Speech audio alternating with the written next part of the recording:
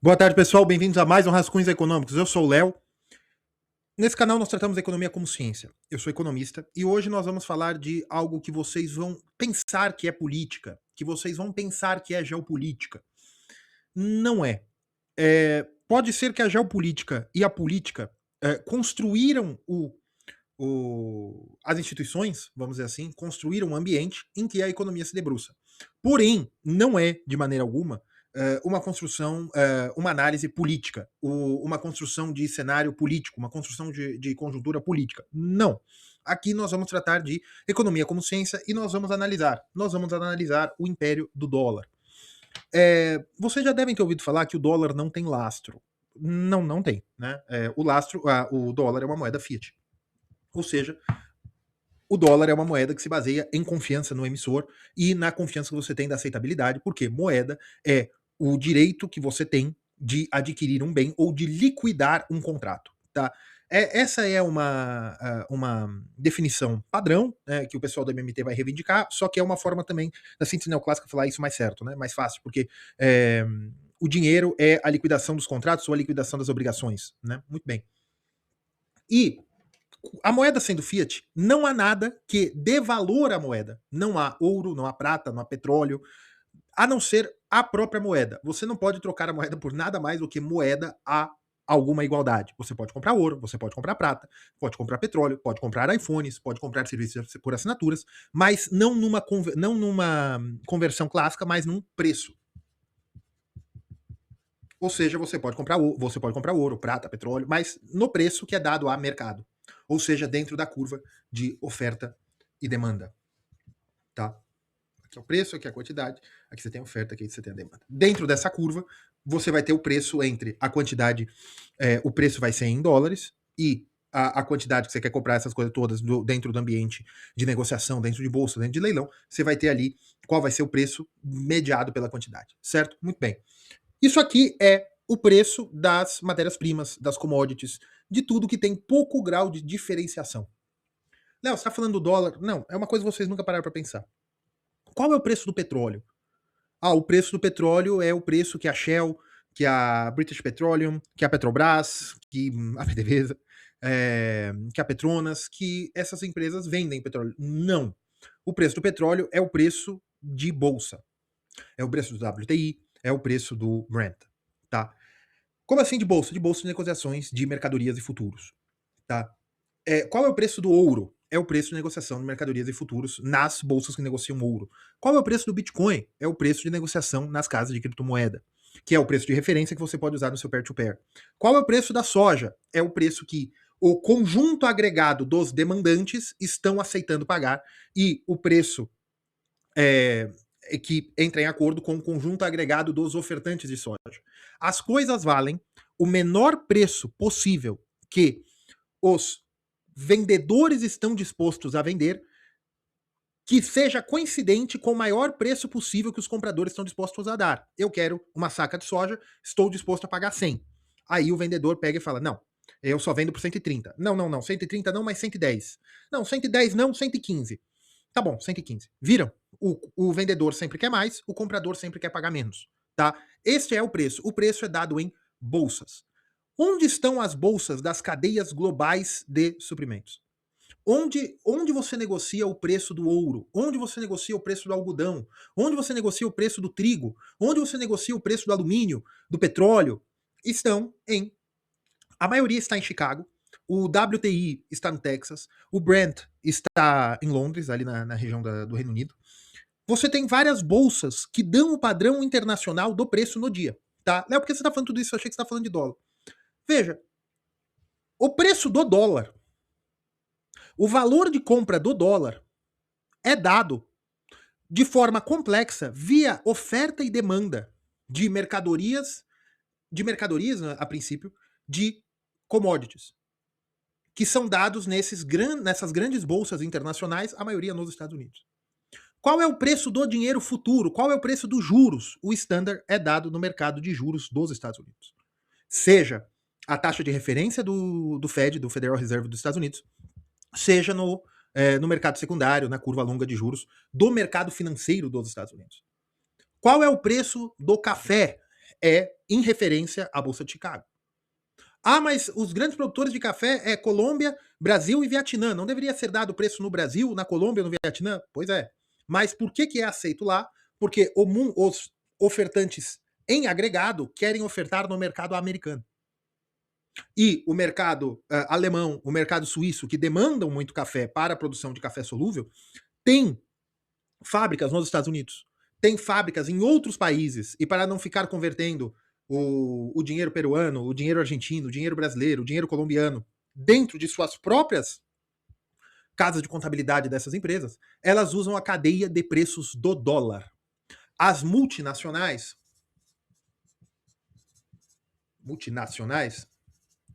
fazem contabilidade em dólar. Por quê? Porque a sua cadeia de custos, a sua matéria-prima, é dada em bolsa de mercadoria e futuro em dólar. Os produtores de soja, de café, de gado, de qualquer mercadoria, têm que adequar a sua cadeia de custos ao dólar. Ah, Léo, mas eu sou produtor no interior do Mato Grosso, eu não adequo a minha cadeia ao dólar. Não se preocupe, o Banco Central do Brasil faz isso por você. O Banco Central... Falaram que... O seu Galípolo fala que isso não existe. Quando eu falei que o Brasil deixa o dólar mais caro do que deveria para dar competitividade às indústrias e aos exportadores brasileiros, as pessoas disseram que o Brasil não faz isso, que o Brasil tenta segurar o preço do dólar. O Brasil opera há 30 anos com um preço ótimo do dólar. Não tão alto que acabe com a capacidade de importação, não tão baixo que destrua a capacidade de exportação. Isso é regime cambial sujo, né, de dólar câmbio flutuante sujo? Não mais, porque já está num grau de normalidade. Na época da Dilma era totalmente sujo. O Banco Central entrava toda hora no mercado para tentar resolver, no final da Dilma. Só que, se vocês verem, houve na Câmara de Deputados ou no Senado, em 2019, se eu não me engano, uma tentativa da modificação da regulamentação cambial, em que diretoras do Banco Central foram à Câmara, agora eu não sei se era como audiência pública, se era chamado como consultor, alguma coisa assim, dizer que a lei não poderia ser modificada, porque senão o Banco Central perderia a capacidade de estabelecer um dólar de competitividade para o comércio interno. Então, vejam, você como produtor de soja, de milho, de minério de ferro, de petróleo, você está carregando todos os custos da sua economia, e que a sua economia só vai funcionar com aqueles custos de duas maneiras. Ou você vai ter desemprego, você vai ter fechamento de indústrias e você vai ter sucateamento e desindustrialização se a sua cadeia de custos na sua indústria nacional não se equilibrar aos custos do dólar para importação e exportação, ou se o seu Banco Central fizer isso por você. Se a sua autoridade monetária, que no Brasil pega a responsabilidade da autoridade cambial, né, da autoridade comercial, eles fazem o equilíbrio para que a cadeia de custos brasileira se adeque à cadeia de custos internacional. Por paridade de poder de compra, o dólar deveria estar 2,40 no Brasil, segundo a FMI. Por dólar comercial, hoje está 5,50, 5,40, 5,30. Olhem antes, tá? Hoje é dia 6 de janeiro de 2026, tá? Olhem quanto que tá. Inclusive, pessoal, Feliz Natal. Hoje é dia de Reis, mas aqui para a tradição católica oriental, Armênia, também hoje é Natal, tá certo? Então, Feliz Natal, Surp Tsanunda, Shinohavor Surp Tsanunda Bolori, certo? Vamos voltar aqui. Se você pega o preço do dólar e deixa o dólar a mercado totalmente, sem administração, a sua cadeia industrial, a sua cadeia comercial terá de ter a competitividade do mercado global de produção de commodities, de McDonald's, de sapatos, de facas Ginzo, o que é que for. Que é o que aconteceu com o choque estabilizante do Plano Real. O Plano Real deixou a estrutura de preços da economia brasileira pareada à estrutura de preços do dólar, justamente para ter uma âncora para que a estrutura de preços brasileira, para que a economia brasileira, macroeconomicamente, e também através de microanálise, se ancorasse num sistema de preço e parasse de ter a inflação inercial. E que todas as indústrias irrelevantes do ponto de vista de capacidade produtiva a preço internacional quebrassem. Isso é um ajuste ortodoxo. Muito bem. Veja, o que é isso? Isso é a integração forçada da economia brasileira às cadeias globais de produção. Depois, no governo Lula, e se aprofundou no governo Dilma, e hoje se mantém também, passou por Bolsonaro, passou por Temer, por Bolsonaro, e agora no governo Lula também, você tem ainda a política comercial, no sentido macro, não só o Banco Central, que também mantém o dólar mais valorizado do que deveria, mais alto do que deveria, mais caro do que deveria, se a gente usar o paridade poder de compra, justamente para dar competitividade à indústria. Então, por que eu estou falando tudo isso? Os preços internacionais para você comprar uma pedrinha de diamante, para você comprar uma onça de ouro, para você comprar uma lata de Coca-Cola, para você comprar 1 litro de gasolina, você está concorrendo com o mundo inteiro. Você está concorrendo com suíços, com africanos do sul, você está concorrendo. Africanos do sul é da África do Sul, né? Não sei como é que é o gentílico. Você está concorrendo com egípcios, você está concorrendo com italianos, você está concorrendo com argentinos, você está concorrendo com mexicanos, com guatemaltecas, com hondurenhos, com pessoal da Islândia, com russos. Russos não mais, né?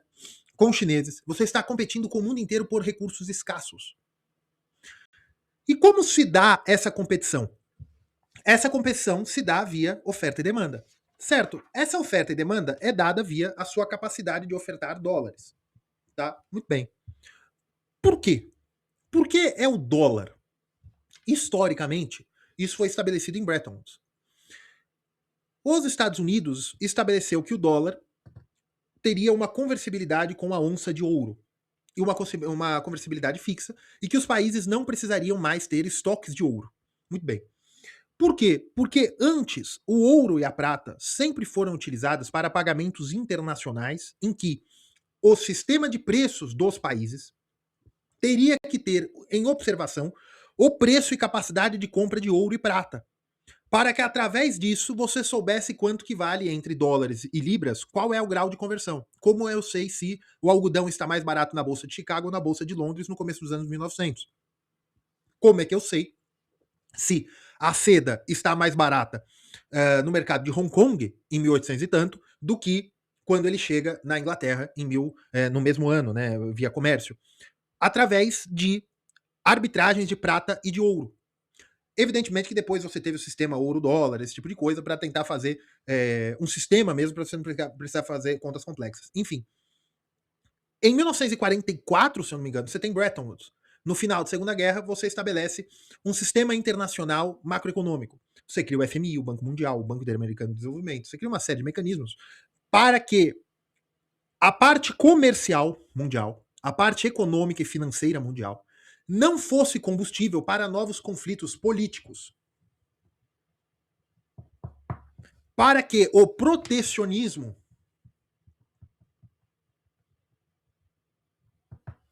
não fosse pedra de tropeço ou motivos para novos conflitos. Isso é uma decisão política. O fim das barreiras protecionistas e a entrada do mundo no livre comércio, né, a volta do free trade, é uma tentativa, sim, é uma escolha da elite global, sim, de evitar conflitos. Existe, é uma doutrina de Chicago posterior, que é a doutrina dos arcos dourados.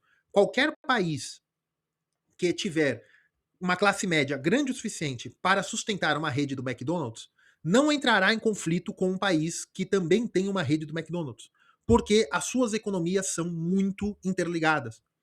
E qualquer conflito armado entre esses dois países representará um custo econômico-social muito alto. Então, essa tentativa de interligação dos mercados financeiros, dos mercados comerciais e o free trade, de uma determinada maneira, apesar de estarmos no keynesianismo pesado, é uma tentativa, sim, é um motivo político, sim, de se alcançar a paz. Ou seja, a determinação de se abraçar o free trade, de se abraçar o comércio internacional e o fim das barreiras protecionistas no pós-guerra, foi sim uma tentativa de recuperação da criação de instituições internacionais que mantivessem a paz. Tá? Léo, isso é liberalismo. Isso se assemelha muito mais a institucionalismo. Institucionalismo é heterodoxia, tá? Mas Do ponto de vista político, isso é liberalismo. Do ponto de vista econômico, mais ou menos. Porque liberalismo é liberalismo clássico, isso é outra coisa. Mas tudo bem, do ponto de vista econômico. Por que eu tô falando tudo isso? Do ponto de vista econômico, vale a pena você fazer a abertura e o livre trânsito de capitais, capital físico, capital financeiro, capital humano? Vale. Isso melhora a competitividade, você aumenta a produção final, por vantagens comparativas, por custo marginal, por uma série de coisas. Mas a decisão é política. A decisão é política. Muito bem. Quando os Estados Unidos têm que a geopolítica chama de hegemon, ele só o tem com a Europa Ocidental, as Américas e a Ásia-Pacífico, de uma determinada maneira, porque ele não conseguiu assegurar na Ásia totalmente. E a União Soviética tem um hegemon na Ásia Central, em boa parte da África. Né? Eu já estou correndo, né? Porque você tem a descolonização, que antes pertencia aos países europeus, mas para o final da década de 70, tal. Por que eu estou falando tudo isso? O dólar se estabelece como a moeda global por uma determinação política de que os países europeus, os países sul-americanos, os países asiáticos do Oriente Médio confiariam aos Estados Unidos os seus estoques de ouro. Porque não faria mais sentido guardar ouro se o dólar tinha uma conversão estabelecida e garantida com o ouro. Então, você transacionar. Isso aqui é dinheiro do Qatar. O Qatar nem existia na época, antes de 1971, se eu não me engano. Você transacionar isso aqui, um Qatar, você está transacionando ouro de uma determinada maneira, porque o Qatar tem uma conversibilidade com o dólar e o dólar tem uma conversibilidade com o ouro. Muito bem. O ouro foi estabelecido como um derivativo. O dólar foi estabelecido como um derivativo do ouro. E depois isso foi rompido em 1971. Certo? Certo. Mas, por que o dólar se manteve como a moeda de comércio global, unidade de conta e meio de pagamento? Por que os contratos internacionais são liquidados em dólar? Por que os contratos internacionais são precificados em dólar? Porque a cadeia global é precificada em dólar. A cadeia global de custos é precificada em dólar porque os Estados Unidos têm o maior mercado consumidor. As empresas americanas produzem no mundo inteiro, então ela tem a cadeia de custos, tanto na hora de compra de matéria-prima, como a cadeia de custos para a produção. Os Estados Unidos também, as empresas americanas também fazem a sua contabilidade e são benchmark. O que quer dizer isso? A Volkswagen, a Mercedes, a BYD, a Honda, essas empresas que não são dos Estados Unidos, na hora que vão produzir um carro, tem que pensar em termo de dólar, tanto para competir no mercado americano, como para competir com o mercado brasileiro não pode importar, como para competir na venda de carro no mercado da Armênia, que os armênios podem importar. O armênio vai pegar e falar, eu vou comprar um BYD a $50 mil, eu vou comprar uma GMC a $50 mil, uma Chevrolet, uma Colorado. Porque os mercados têm uma grande oferta de produtos de cadeia em dólar. O ouro, o preço do ouro, o preço da prata também é dado em bolsas dos Estados Unidos. Agora, com a China comprando mais ouro e mais prata, você também tem uma arbitragem com as bolsas chinesas em yuan, tá? Muito bem. E como os Estados Unidos consegue manter essas cadeias de suprimento global? Como os Estados Unidos conseguem, os americanos, né, as indústrias, as empresas, o empresariado, a elite financeira, comercial e industrial americana, consegue o seguinte, eu tenho uma fábrica da Ford no sul da Bahia, como é que eu sei que nenhum governador, deputado ou doido daquele estado vai invadir e falar que a fábrica pertence a ele? Diplomacia. Se você invade uma fábrica, uma indústria, se você toma uma indústria dos Estados Unidos, o governo de um nacional americano, de uma US person, o governo dos Estados Unidos vai fazer pressão para falar, olha, este capital está no seu território. Porém, ele pertence a uma US person. Tudo bem você utilizar as suas leis de regulamentação trabalhista, de regulamentação ambiental, beleza. Mas você precisa agir segundo a lei. Você precisa de ordem, você precisa de previsão de contratos. Se você agir contra o direito internacional, primeiro, você pode ser processado em Nova York. E vocês viram o que aconteceu com o Maduro. É por outros termos, mas se você atingir agentes americanos trabalhando e produzindo em outros países, no limite você pode ser processado nos Estados Unidos. Por exemplo, nós temos um ministro da Suprema Corte, que a Magnitsky caiu, mas ele está sendo processado na Flórida porque ele atingiu interesses de empresas americanas. O que isso pode dar? Não sei. Quando Maduro foi processado no sul de Nova York, todo mundo falou que não ia dar nada. Por quê? O que eu quero que vocês entendam é o seguinte: o dólar tem o seu lastro na sua aceitabilidade. A aceitabilidade do dólar, porque o dólar é uma moeda fiat, ou seja, o lastro do dólar é a confiança. A confiança que eu, produzindo café e vendendo e exportando em dólares para uma empresa europeia, eu vou pegar esses dólares e poder comprar um carro, ou um trator, ou o que quer que seja, sueco. Se eu não me engano, a Suécia não usa euro, se eu não me engano, mas que use, não sei, agora me foge. Ou norueguesa, a Noruega não produz, não usa euro, tá? Eu quero comprar uma máquina, alguma coisa norueguesa. Como é que eu vendendo café em dólar para a Itália, que vai me pagar em euro, eu vou pegar esse dinheiro e mandar para a Noruega, que usa coroa? Simples, ambos aceitam dólar. O dólar é o meio de pagamento e liquidação de contratos global. Se ele é aceito globalmente e ele é aceito para liquidação globalmente, e se a cadeia de custo é global, para ele é uma reserva também global, porque todo mundo vai continuar aceitando dólar. E o Bitcoin, o ouro, a prata, contratos futuros de petróleo e o que quer que seja, são derivativos da capacidade do dólar de reserva, porque eles são precificados em dólar. Muito bem, muito bem. O que eu quero dizer com tudo isso? A aceitabilidade do dólar, por ser uma moeda fiat, a aceitabilidade é o seu lastro. É isso que faz você continuar aceitando dólar, porque todo mundo aceita. Porém, o que faria as pessoas pararem de aceitar dólares? As pessoas começarem a achar que vai ficar mais difícil eu comprar o meu carro importado ou eu passar o dinheiro para frente para comprar carro chinês, porque os chineses não aceitam mais dólares, eles querem yuan. Ou para eu comprar maquinário alemão, os alemães agora só vão aceitar euro. No que começa a acabar essa aceitabilidade, isso começa a prejudicar a aceitabilidade, uma bola de neve. Muito bem. Porque a moeda fiat é sobre confiança. Mas o que faria todas as pessoas do mundo pararem de aceitar dólares? Se você agora não quer pagar tanto na sua moeda soberana em dólar, eu vou ter a expectativa que amanhã vai voltar a valer. Então eu compro seus dólares e te dou moeda, porque eu acho que o dólar vai continuar tendo valor. É muito difícil você quebrar a confiança em algo. Porém, há maneiras de que, por exemplo, quando países nacionalizam capital americano ou europeu em seus países. Por exemplo, Hugo Chávez com a PDVSA. Nacionalizando postos de petróleo e empresas dos Estados Unidos na Venezuela no começo dos anos 2000. Por exemplo, Cuba na década de 50, nacionalizando bens dos Estados Unidos. A União Soviética não nacionalizou dessa forma. Tá, muito bem. Quando você começa a ter quebra de confiança da posse da cadeia produtiva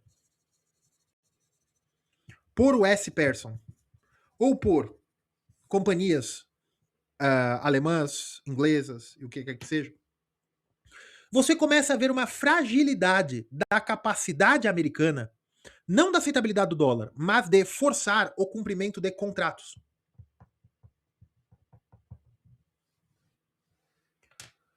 Quando a Armênia, o Uruguai, o Paraguai, a Guiana, a África do Sul, o Quênia emitem dívidas públicas, eles emitem nas suas próprias moedas.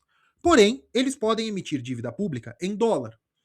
Isso se chama dívida externa. Quando eles emitem dívida externa, eles têm que emitir por um banco emissor americano, que vai ser o banco responsável pela comercialização, ou um banco que tenha código, que tenha uma parceria, tem algo comercial. Por quê? No fundo, quem vai julgar o não pagamento dessa dívida externa é uma corte de Nova York, provavelmente se o banco tivesse sediado em Nova York.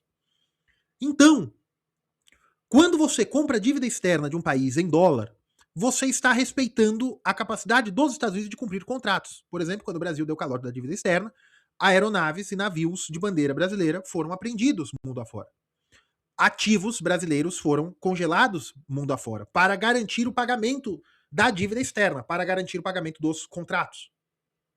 Quando os Estados Unidos começa a perder capacidade de cumprimento de contratos globalmente, começa a perder capacidade de manter a sua propriedade ou barreiras comerciais a serviços e mercadorias dos Estados Unidos são levantadas. Ou, outra coisa que eu não falei até agora, patentes comerciais. Se você tem patente comercial de algo, de patente de produto que você desenvolveu no Brasil, corra e registre nos Estados Unidos, porque a patente brasileira vale, mas não vale muito. Porque vale para dentro do Brasil. Mas se alguém está te copiando na Lituânia, na Serra Leoa, na África do Sul, você vai ter uma via crucis para fazer isso valer a pena.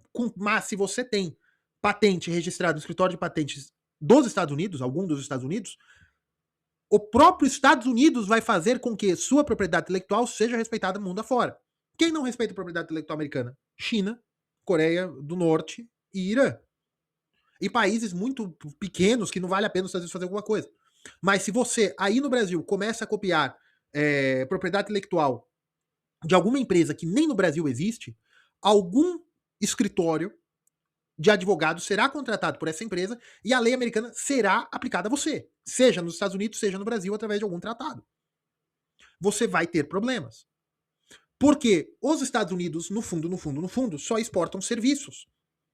Porque a cadeia global produtiva está na China, está em Bangladesh, está no Brasil. O Brasil produz muitas autopeças para empresas dos Estados Unidos. A cadeia global está espalhada pelo mundo, ou seja, a única coisa que a economia americana tem em capacidade produtiva, no limite, são contratos. E como você cumpre contratos? Você cumpre contrato com força. Ou sua mãe te deu educação, de que você falou tá falado, ou cumpre com força. No limite, uma multa de trânsito, o que faz você pagar uma multa de trânsito no limite é o poder da legitimidade do Estado de fazer você ter caixão e vela preta. Léo, uma multa de trânsito? Sim. Eu tomo uma multa de trânsito, eu não pago a multa, eu acumulo a multa, meu carro vai ser executado, né? Busca e apreensão, guinchado, e eu falo que o Estado não tem legitimidade a isso. E eu tento impedir a polícia de pegar meu carro. Polícia, oficial de justiça, em algum momento virá a polícia para garantir que o carro seja guinchado. Se eu enfrento a polícia, eu posso ser preso. Mas se eu enfrento mais energeticamente, eu posso ser legitimamente caixão vela preta.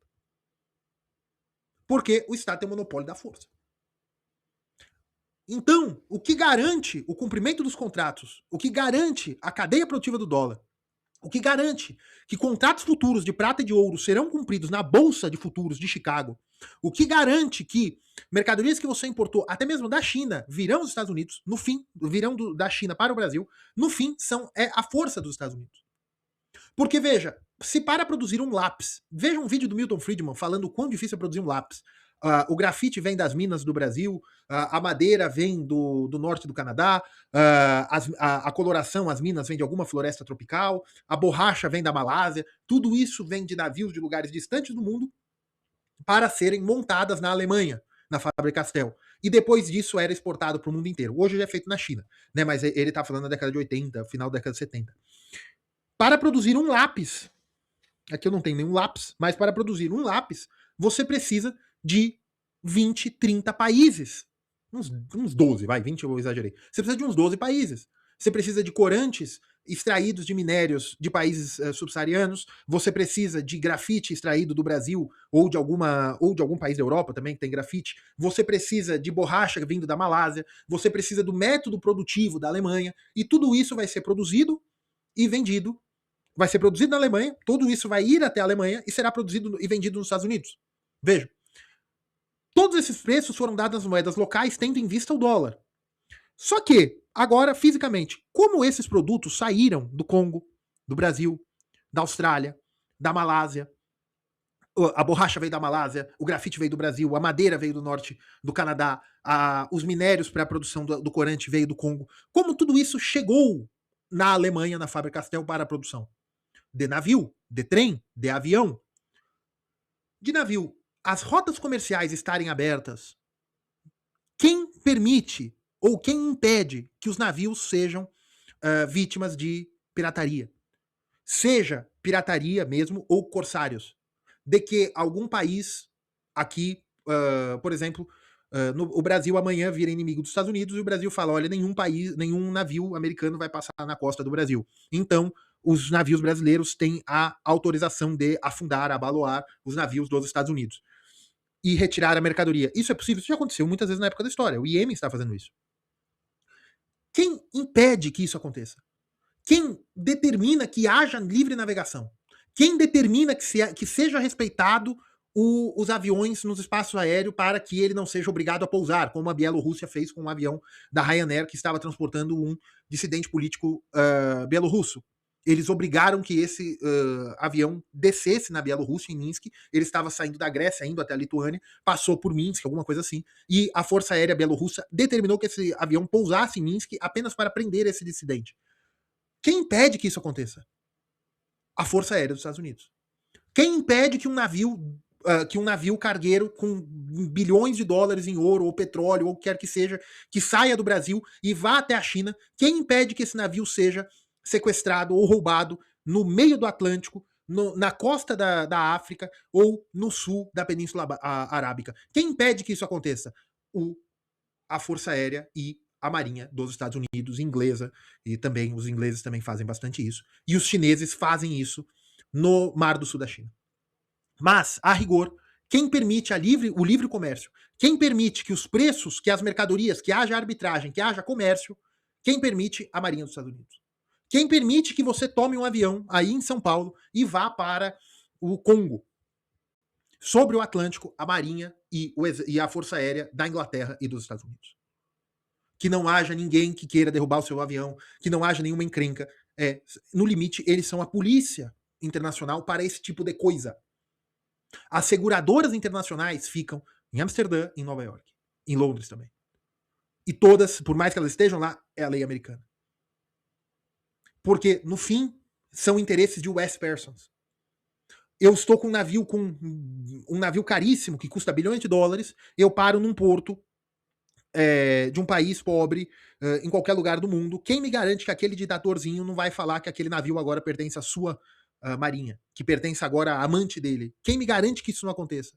Léo, isso é um absurdo. Gente, isso aconteceu pra caramba. Depois da independência dos Estados Unidos, piratas e corsários líbios impediam a livre navegação da marinha americana, da marinha mercante americana no Mediterrâneo. A Casa Branca foi queimada por ingleses porque os ingleses não respeitavam a marinha mercante dos Estados Unidos, mesmo após a independência dos Estados Unidos. E houve a guerra de 1812, se eu não me engano, que os Estados Unidos perdeu. 1812, agora não me recordo. Mas que era por problema de navegação. Os marinheiros americanos os navios americanos eram abordados e os marinheiros eram obrigados a servir a força, a Royal Navy. Isso acontece, hoje não acontece mais.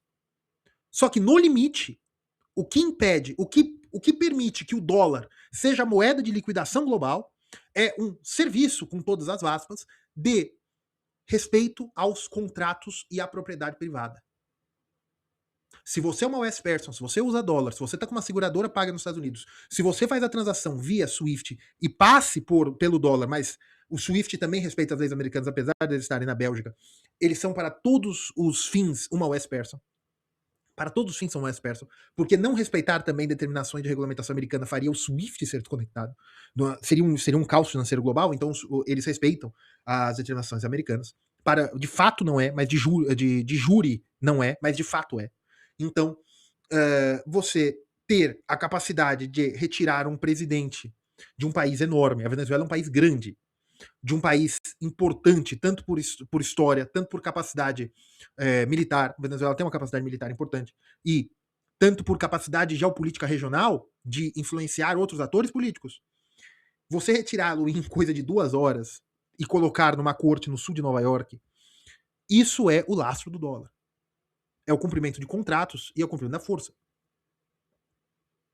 É a capacidade dos Estados Unidos, do governo americano, do Tesouro americano, do Federal Reserve, de dizer que as linhas globais de comércio marítimo, as linhas globais de telecomunicação, a propriedade, o respeito aos contratos de propriedade de capital financeiro e capital físico dos Estados Unidos no mundo inteiro, de West Persons e países aliados, serão respeitadas. Caso contrário, você estará sentado numa corte em Nova York para ser julgado.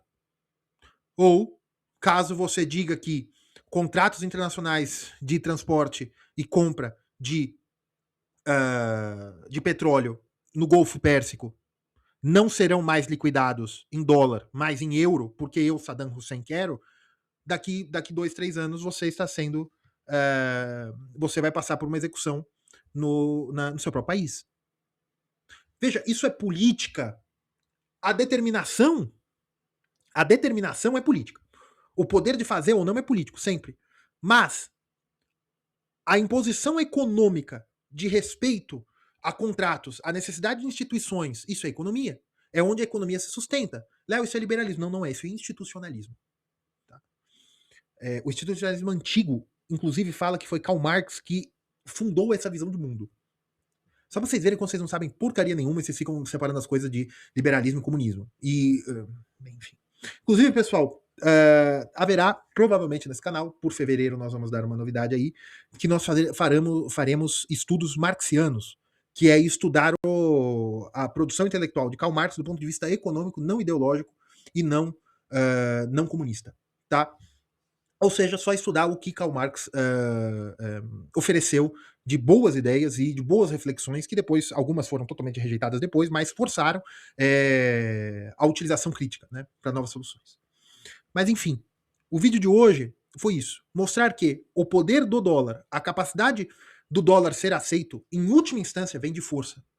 Inclusive, eu vi um artigo de um desses portais de geopolítica reclamando por que a China investe tanto em porta-aviões e não faz como a União Soviética, que a União Soviética era capaz de destruir a capacidade de navegação mundial em poucas horas, porque a União Soviética chegou uma hora que teve quase 3 centenas de submarinos, não todos nucleares, mas quase 3 centenas de submarinos, mais muito pouca capacidade de força aérea, esse tipo de coisa. E os Estados Unidos sempre teve strike groups com projeção de força aérea, né, aviões.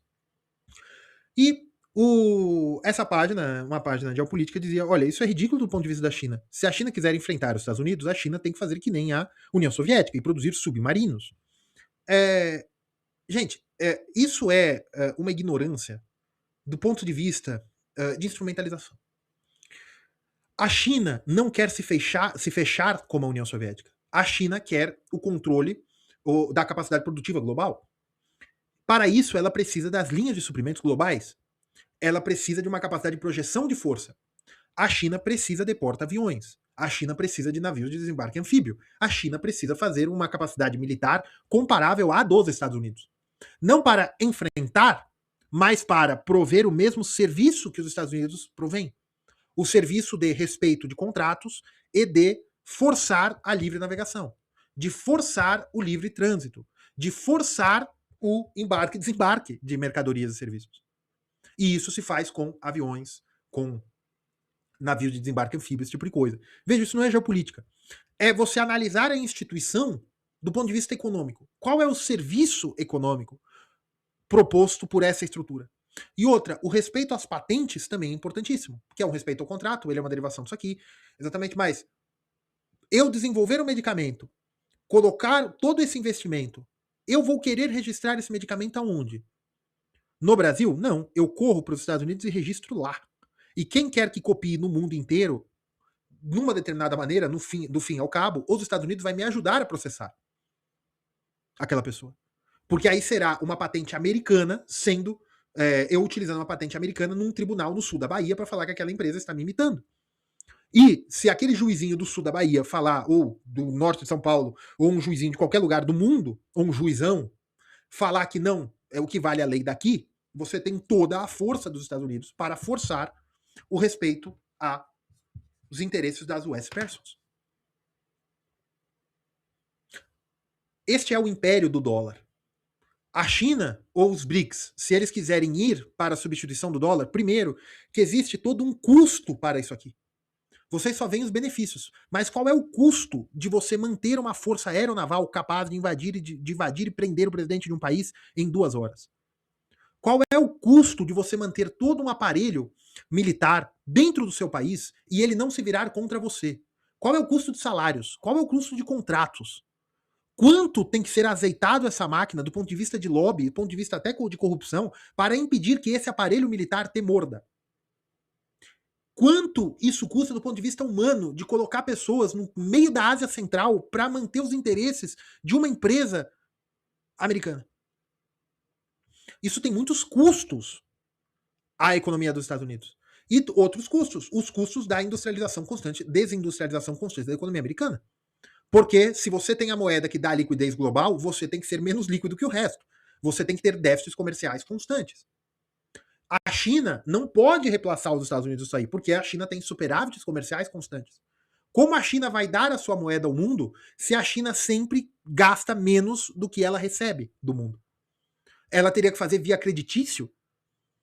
Seria muito complicado. Por isso que é impossível a substituição do dólar nesse momento. A criptomoeda poderia ser uma forma operacional, mas os Estados Unidos está regulando o cripto de uma determinada maneira que também o cripto está totalmente virando um derivativo do dólar.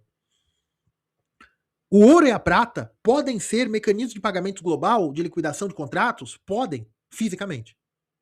Senão, qual contrato vai ser respeitado? Você vai ter no banco da China, a China tem controle de capitais. Se os Estados Unidos respeitam o contrato, por que a China respeitaria o contrato para fazer um padrão yuan, dólar, ouro ou prata? É muito complicado essa mudança, essa aceitabilidade.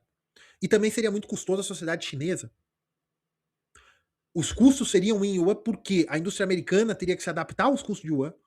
Ou você teria um padrão yuan dólar, como você teve do libra dólar no final do século XX, do meio pro final do século XX, padrão ouro clássico. É muito complicado, porque no fim o dinheiro é fiat, mesmo quando o dinheiro é commodity backed money. Mesmo quando o dinheiro tem conversibilidade em lastro, porque você tem que ter confiança de que ele vai lhe dar o lastro se você quiser. Que a liquidação será feita em ouro, em prata, em diamante, o que quer que seja. E tudo isso vem da força, vem do Império Americano. Tá? Bem, pessoal, curtam, compartilhem, considerem tornar-se membros, fiquem